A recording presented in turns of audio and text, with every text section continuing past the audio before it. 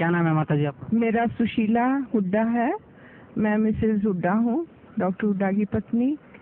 मैंने संत रामपाल जी का नाम 1999 में लिया था और उसी समय से मैं मालिक को यूँ महसूस कर रही हूँ कि जैसे पर कहते हैं कि भी भगवान वो होता है जो अंधे को आंख दे, कोढ़न को काया, बाझन को पुत्र दे, निर्धन को माया।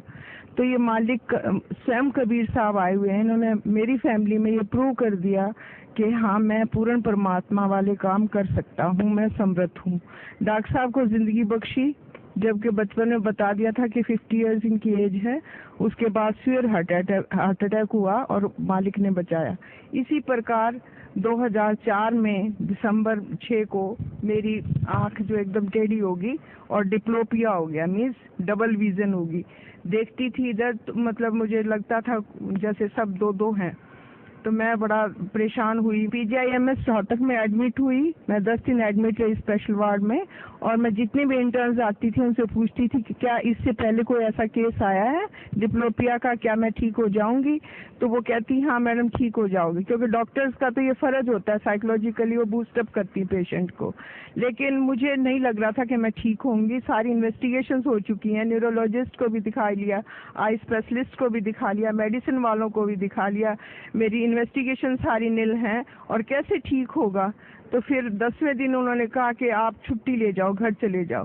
फिर मैं यहाँ मालिक के पास आई तो मालिक को मैंने कहा हे बंदी छोड़, इससे अच्छा मेरी मुक्ति करो जब मुझे आपके दर्शन ही नहीं हो रहे मालिक, आप भी मुझे कहीं कहीं दिखाई दे रहे हो। तो परमात्मा ने मेरे सिर पे हाथ रखा और कहा इधर देखो।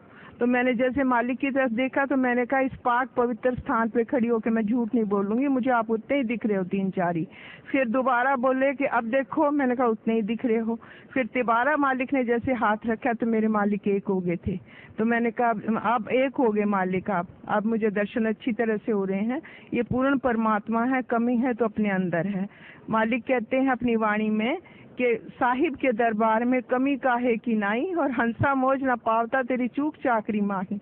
हमारी अंदर चूक है, जैसा परमात्मा कहते हैं इतना मंत्र करना चाहिए वो हम नहीं कर पाते, उनके नियमों पे हम खरे नहीं उतरते हैं, तो ये कमी हमारी है।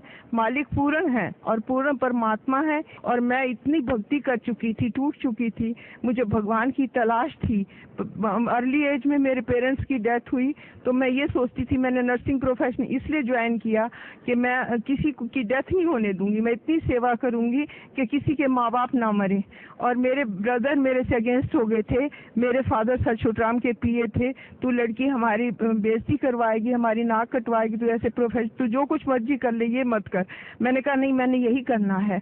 तो मैं जहाँ भी जिस पेशेंट के पास भी खड़ी होती थी उसकी जी जान से सेवा करती थी। और किसी की डेथ भी हो जाती थी तो उनको रिलेटिव्स के साथ ही रोने लग जाती थी, ये सोच के कि ये क्या जिंदगी है। इंसान पैदा होता है, मर जाता है, इतना अजीज होता है, इतना प्यारा होता है, वो अलग हो जाता है, तो कैसी जिंदगी है ये। तो मुझे नहीं पता था कि ये ऐसा भी परमात्मा है जो कि जीवन मरण को भी खत्म कर देगा। अब मुझे ये पता चला, परमात्मा कबीर साहब ही जो जन्म मरण को भी खत्म करते हैं और ये वायदा भी करते हैं कि अमर करूं सतलोक पठाऊं, ताते बंदी छोड़ कहाऊं।